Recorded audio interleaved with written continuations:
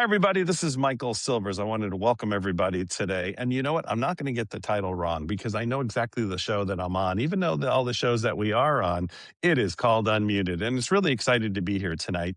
I have the best co-hosts on the planet. They're not only their intent to really deliver the best, the most structured information. At the same time, it's all discussion and we're just having a conversation. It's like you're sitting around our coffee table. Remember the old coffee table? Oh, wait, the fireside chats. Remember those? Everybody was doing a fireside chat for the love of, but we did. I mean, it was just a big thing. And that's what everybody called it. So anyways, I'm on a tangent. It's great to have all of you here. If you really like what you hear, if you're on YouTube, of course, you push the button, you subscribe, you like, and some of that you're not hearing anymore because people are so tired of people saying, hit the button, subscribe and like. They will if they want to, and they know what to do. So remember, always treat your audience with a certain amount of intelligence, but move them forward. So with that being said, another great show tonight is the gentleman we're about to bring on. Can you tell? I've been with my grandkids all day, right? At a zoo. They went to a shark dive. I don't even know what I'm doing at the moment. But with that being said, my great co-host, Sandy Grigsby and Mr. Jeff Ross. Hey. Okay, so it's night for you, Michael, but it's morning for me. Well, kind of like midday. Jeff, how about you? Yeah, we're getting into late-ish mid-afternoon. It's we're a 30th. We've got one more day left of the year. I know this is meant to be an evergreen podcast, but I'll throw it in there. It's exciting time of the year to be wrapping up and moving into the new year for sure. Well, we are super excited because today we have Ken Rutkowski, who is going to be our special guest.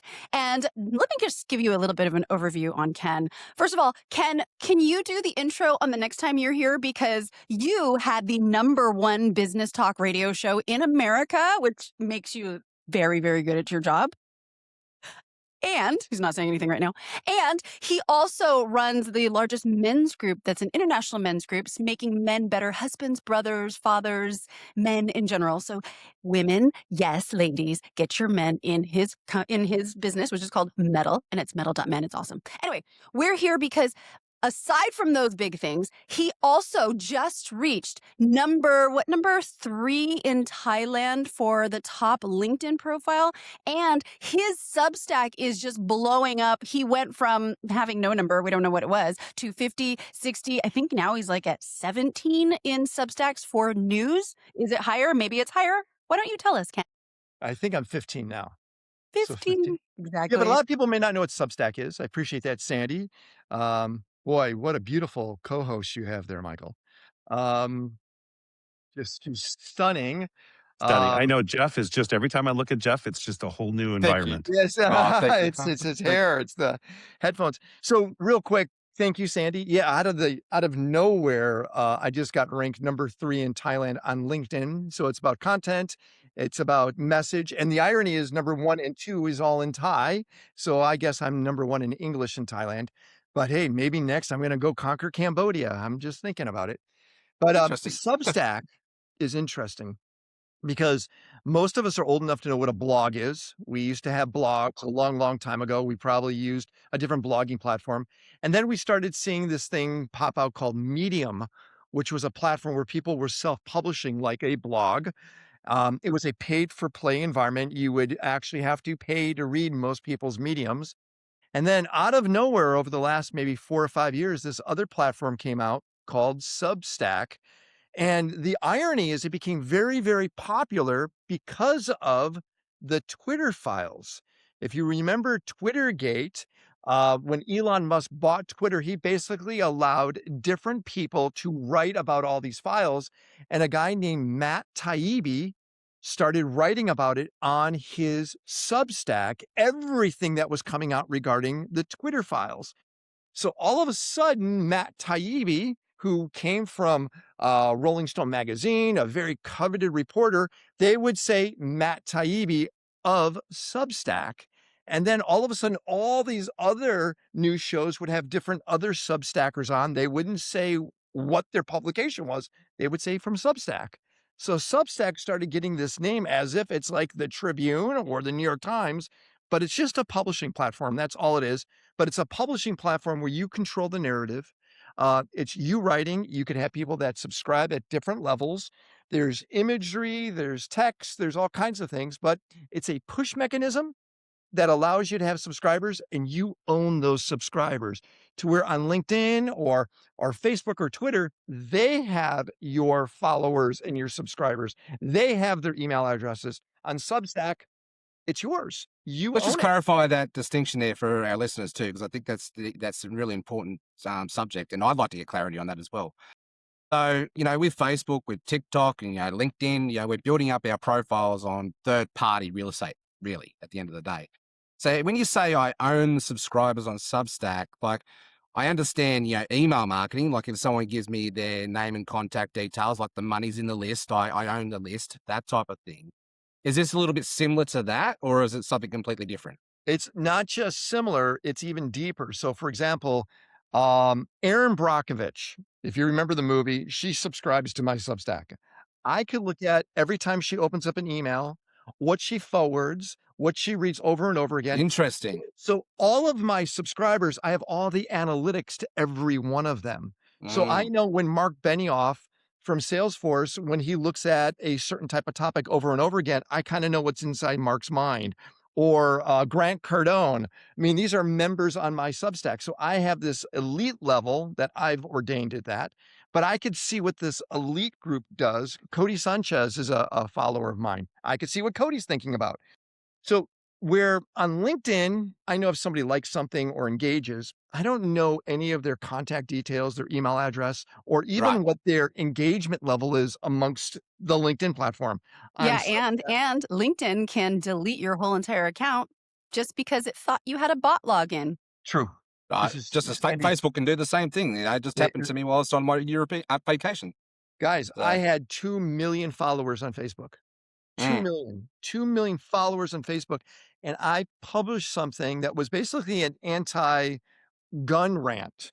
That's what I did. I just wanted, and it was actually a story out of Australia. I published it. The NRA went after me and they got Facebook to take down my page. 2 million. Wow. It took No. For how many years did your page get taken down? I don't know. I think I'm not kidding. If I could find it, I'd share it with you. I think I'm down for something like 12,000 years. Literally, it says I am banned for 12,000 years. It's crazy. I didn't know they could do It's an that. actual number. But Substack is, to me, the next from mom and pa to all the way up to, Warren Buffett. It is a platform for everybody, okay? And it's a platform that allows you to own your narrative. And if you want, you can get subscribers. They take a small cut. But I mean, I'm seeing people that are making, well, for example, the Free Press, Barry Weiss ran the Free Press. That was acquired for $140 million. And that was a Substack. That was a Substack platform, the Free Press. So we're starting to see it become real publishing platforms that will rival traditional media. It's amazing. And it's interesting because all the hype right now is talking about what platforms should you be on. Should you be on TikTok, Instagram, all of those different platforms? There's so many to choose from. And people are actually getting tired of them. They're getting tired of competing. They're getting tired of playing up to the algorithms. And where we're seeing the pivot is people are moving to Substack, because Substack, you can build your own community. You can actually use your actual authentic voice. You can write whatever you want. It doesn't get censored. You can pretty much be in control. And again, you get all of those emails. You can download them and keep them for yourself, as opposed to, getting kicked out and not having access to anything. So everything is pivoting. Yeah, part of it too, and part of the frustration that I know from our audience, Ken, and really what's going on is part of that frustration becomes it's either ads, right? It's ad after ad after ad after, or it's just LinkedIn's becoming, as much as I like it, as much as it's literally half the people making a connection with you are just trying to sell you something. I mean, they don't even ask you, they don't even say hello to you anymore. They're just like, buy, which is what happened with Facebook. And now it's moving there. How do you see that different with Substack and how Substack can potentially control that? Well, let's again, when you go on Facebook, well, let's actually step back real quick. If you do a Google search of yourself, okay, you type in your name, generally what will pop up is first, if you have your own website, that pops up first. Then second is if you have a Wikipedia page, that pops up second. Third is generally your Substack, and then it's LinkedIn. Very interesting. So you're controlling the narrative. And remember now, Substack is a publishing platform. It has podcasting built into it. So traditionally, when I would want to do a podcast and I would want to syndicate it out, I would have to use a tool like Libsyn or a podcast platform. I don't need to do that. It's all included inside here. I can make my podcast subscription level, meaning you want to listen to just 2 minutes of it, of the 20-minute show, it will actually create a gatekeeping around that, which So I like love. newspapers do it, like some newspapers, right? If I want to Exactly. read a New York newspaper, I've got Times to does it, all subscribe of to a them. But newspaper. you can do it with Right. audio and video now too. I'm just saying this, I think it's been out long enough to say this. It's a platform that works. Is it the best? No, not necessarily. I wish it did better publishing environments. It doesn't do left and right justification. It doesn't allow me to put pictures in the way I want, but it works. I have a lot of paying subscribers. I have some people that are paying me $300 a year. And by the way, I charge as little as free, $9 a month. Some people could put as much as they want inside there. I have some people give me $300 So a you year. can do tiered levels, and you can Multiple have tiers and founders tiers, and then different things just for them. And I tackle some really, really tricky topics. I want to. Today, I'm going after the surveillance states, which are the worst countries that are watching you. I didn't know this. If you're in America, Atlanta, Georgia has more cameras watching you, CCTV cameras, than anywhere else in America. No Fascinating. way. Yeah, No, that's Atlanta. fascinating. So this sounds like Substack has really brought, whatever Facebook's doing, TikTok's doing, podcasts is doing, school with communities doing, and sort of brought it into one ecosystem to be able to serve the Well, content I'm happy you creators. mentioned school. So you have school, you have Circle, you have Kajabi. Yeah, These communities, are, right? yeah, these are closed community environments, right? I think the way it works, and Sandy actually turned me on to somebody named Prince Stash, who you guys should get at one point in time. Prince Stash has a Substack, okay? And he's an 83-year-old playboy. I mean, he dated Sharon Tate, right? He was in a love triangle with Sharon Tate. He has a Substack, and it's about his escapades as being a 20 and 30-year-old. And the irony is, it's almost at the level of an OnlyFans page. Wow. Almost. But he can lock it down like that. Yeah, Where he yeah. can talk about these incredible visual stories that Bob Guccione from Penthouse would just love. And he has it on his Substack. And people go to his Interesting. Substack to read this, where you have um,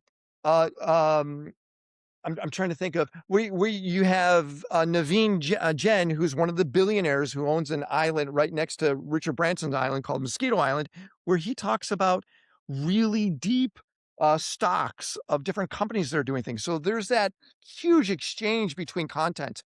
And I'm only seeing this right now on Substack. And last thing, and I think Sandy brought it up, you don't lose it. If I say something that's against the trend, or if it's a vaccination or an anti-vax, I could say it. I'm not going to get blocked. But didn't Facebook start that whole mission off like in 2009, 2008? They started like that, but then regulation and all that sort of stuff started getting in the way of it. Would that be possible with Substack down the road? There's a great, I forget the podcast. I want to say it is a Radio Lab. They did this thing about Facebook when they had an issue starting with breastfeeding. And it was about moms talking about breastfeeding. And they would show pictures of them breastfeeding. It was actually very, very educational, right? Of lactation, all that. And all of a sudden, some extreme group said, wait a second, this is wrong. This is horrible. This is pornography. So all of a sudden, Facebook had to figure out what do they moderate and what they don't. And it was around, and it started with breastfeeding. And all of a sudden, that's where all the monitoring started coming from, was that type of situation. But you're right. But here's the difference. Inside Substack, I'm the author. You have to come to me physically to see what I'm writing about. There is nothing else that's around me. So if I have a Substack, Michael has a Substack, and Sandy has a Substack, you don't see them all competing against me. It's just mine. And where Facebook, I'm right next to a right-wing group or a left-wing group or a Christian group or a Yeah. Muslim group. It's a crowded space, and other people don't want to be next to someone else doing something they don't agree with. It's fascinating. And sorry to hijack the conversation. I think I'm the audience, right here. I'm an internet marketer and, I'm sort of coming out of, basically built my entire business on Facebook now looking to expand and scale. So I think I'm the ideal fit for this conversation. So, at the moment, especially on social media, what I see from an internet marketer's, branding, marketing sort of guy's point of view is there's just a lot of shouting at each other. Yeah. And, the world is starving for connection. It's starving for truth, but it's starving for that heart-to-heart conversation. So is Substack an ecosystem and a platform, do you feel that would help facilitate this more deeper connected place? It sounds like it is on the surface. But I'm is gonna it, or is say it just going to this. be another platform where people can just shout at each other and it's No, like no, two well, it planes doesn't. flying past? It could in the comment section. It could, Mm, but again, the gatekeeper is the individual that publishes it. I think today is an interesting space because, without a doubt, you still need those legacy platforms. You still need a right, of Facebook. You still course. need a LinkedIn, but the younger audience, including me, and I'm turning 60 in next year. I love TikTok. TikTok is Mm, my favorite platform. By the way, it's radically different, Michael, outside the United States. You don't you don't see the ads. You don't see that. I see much deeper content. I don't see goofy things. Number 2, so I think you need to have a TikTok platform if you're a marketer. I think you need to have a Shopify, or even if I wanna go to an Etsy direction, mm, so where you have a product that sits out yeah, there. And then I think you need a Substack. I think there's a 360 that goes with this. So LinkedIn obviously is your professional side. Your Substack is your voice side. This is my voice. This is maybe my podcast, video or audio. This is what I'm thinking about. And then if I'm going to sell something, I need to take you to a platform being right. Shopify or an To Etsy convert, to get yeah. that out. And then you need a push tool, which will be your TikTok or your Instagram to get that thing out there, or YouTube. So I still think there's a spoke on each one Mm, of these comes as center, and that's you. That's the last thing. We are all products. I mean, people are going to buy whatever we're selling. So we have to give them every one of those tools to buy something from us, either our message, our voice, our product, our service. And if we rely just on one, and it used to be just Facebook, I think we're going to fail. I think we have to yeah, I diversify in agree. every I possible agree. way. And right now, the tools are so simple. And before X buys Substack, which I think will probably happen in the next 18 months. I'd rather be a legacy person on that, Mhm. so I have the tools before you get locked down, you know? And I don't think this is like a Clubhouse where it is only there for a short period of time. If you remember Clubhouse is, "Oh, it was great." It's Yeah, right. because we were in COVID, right? And we needed community and touch points. Substack's different. Substack is the it's the old New York Times, it's old, Chicago Tribune. That's what it is. It's a place to read things that are all different variances. Mm, See, and that's sort of great to hear because part of what's happening too now is, we're people are zoomed out. People are there's all this has happened that how many times can I watch another Zoom or even YouTube? There's this video sort of I'm getting a little bit like videoized and people are starting to read books again, right? The print material is becoming much bigger again. There's that tactile. And I'm hearing Substack has part of that tactile, that side to it, which I think is really incredible. The one other thing that you said was we were just having a conversation today about memberships because everybody used to have a membership. Everybody has a membership site for the love of God, right? But it gives me the ability to be drawn into you could say it's your membership site, but it sounds much more personal, more tactile, and as you said, more of a legacy piece. I I love writing my Substack. I write it every day. I generally do 2 articles, kenradio.substack.com, and what I write about will range from, like I said, today's the surveillance state. The other day, I wrote about if you're gonna leave America or North America and you wanna move somewhere, do not move to Bali. There is a transitional point, and that is move wherever there's an Apple store. And the reason why is because Apple's done Interesting. enough research to put a store there. That's your next point before going to the extreme route. So I did a whole bunch of data gathering to validate that point. So I write about things like that. Why are high-speed rails destroying the airports in different countries? I went and did the research. So I get to talk about things that really interest me, where if I'm on Facebook, I got this much space and I only have my circle. And if they don't like it, they won't even engage. Where someone subscribes to me, they're there for a purpose, and that is to understand my curiosity. That's Well, it. one of the things I love about Substack is the fact that when I subscribe to someone and someone puts up a new article, I'm automatically getting an email to remind me to go back and check it out. I think that's valuable right there. You Because get it. like as you just mentioned with social media and with Facebook and even TikTok, if you've got 10,000 followers, you'd be lucky to have 200 of them actually engaging, if that. It's true. So Yeah, I and have then two Substack also has a feed, just like a little community feed, kind of like on LinkedIn, your homepage where your feed is. Substack has that too. So every time something gets published, it pops up there, and then you can share more in that notes feed. But all your fans right now that are watching or listening, I need you to understand something. You just don't jump in and start doing it.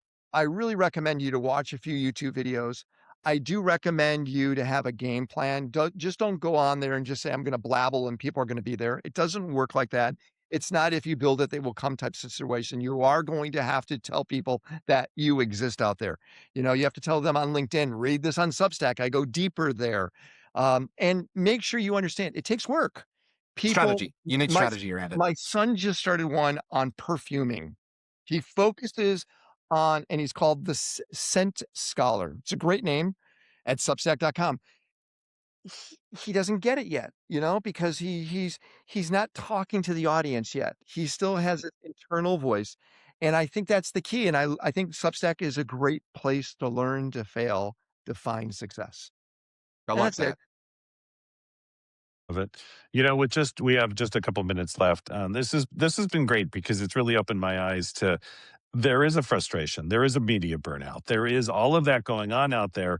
And there's a lot going on. The world's moving fast. I mean, you look at everything going on technology wise. And if I was a computer programmer today, I'd be doing something different tomorrow. I can tell you right now. But, with the changes that are happening, this opens my eyes to Substack as something that at my sweet age, a little older than you, I'm going to look at Substack. I'm going to go look at what it's about and how it fits to everything we're doing. And I love that you said is that legacy piece. That really drew me in. That's the one thing you said that for me is that tactile side. What Zoom did to me is it sat me in a chair where I couldn't move. And I like to move. I like to do all my calls used to be up and down the block or taking the neighborhood walk. Um, and I like sort of everything that I've heard so far, and there'll always be others. We know that, but that you brought humanness to it is, I think, what I'm trying to say. It's really that human side, which is what we're all looking for now. My Substack, I have two. I have one that's my curiosity. I try to channel Malcolm Gladwell the way I look at things. I mean, I'm Hmm. being serious. I try Yeah, to yeah, write like yeah, Malcolm Gladwell, and then I yeah, have one that's pure entrepreneurship, and I'm more hard. I'm more like Simon Cowell the way I speak. So they Yeah, have yeah. different voices, and I love that I can do that. But guys, I really appreciate you spending time with me and hanging out. Thank you so much. And whoever came up with the idea of having me on here, they are brilliant. So thank you. yeah. There's brilliance in this group. I'll tell you right now. Sandy and Jeff, any last thoughts before we go with the brilliance that we've had on tonight? I Yeah, just I know that think. there's one question. Sorry, wait, yes, Oh, Sandy. go ask the question, Jeff. No, I was going to say, I just know there's one question that Michael's going to be asking me straight away, and he's going to be asking me, where's our Substack account? And I already know that it's a job that's on my plate. And I've That's got to on get it you. done. It's on me. Give me a call, Jeff, if you need help. Yeah, too easy. I appreciate you. And it's one thing I love about this podcast is meeting great people like yourself to expand our network. And it really is true in that saying, right? Your net worth equals your network equals your net worth. Well, And their but podcast, I'm going to change. I'm going to change something on this because this is where the fallacy is. It's not what you know, and it's not who you know. It's who knows you. yeah. And it's just, I That's love the that. It's secret. who knows you, who knows you. It's that Yep. third, fourth generation. And I just love about this is it opens up doors to so many different connections and possibilities. And this is where we can come together and play. And, you know, greatness plus greatness equals the greater impact for the greater good. Well, I got to know the Sandy Grigsby person more. You're going to have the last word, Sandy? I was just going to say, so if you're ready to start your own community or create something different or get your voice out there, don't feel like you're constrained to the typical social media. Try Substack. It's a great place to start. The first Love that. 5 to 10 posts, no one's even going to look at them. So you can blabble all you want, but just fine tune your voice. I even have my own Substack. It's realityrebel.substack.com. And I talk about how we have to rebel against the reality that we're in. So the things I talk about, some people are afraid of. As a matter of fact, I had a mailing list. I put my mailing list into my Substack and I lost like 300 subscribers in the first 2 posts, which was fabulous because they so weren't my people. So it's a great place to experiment. I have watched people who talk about the most niche things. Like one girl that I know, she's brilliant, but she talks about bioscience and how to make your trials make money and da, da, da. I mean, it's so niche. And she has gone from 0 followers. I think she's over 200 followers now, somewhere around there.